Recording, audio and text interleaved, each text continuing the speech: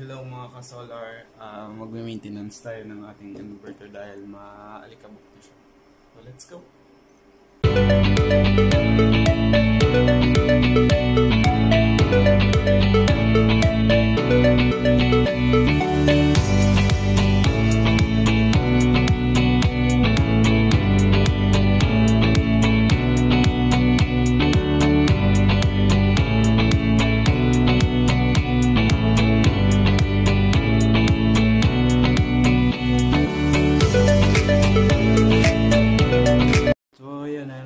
Linisan na natin.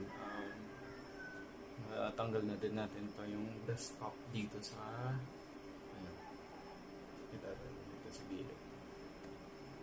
Always clean your inverter, your solar setup para mas lalong tumagal. Yan lang yung advice ko guys. Okay.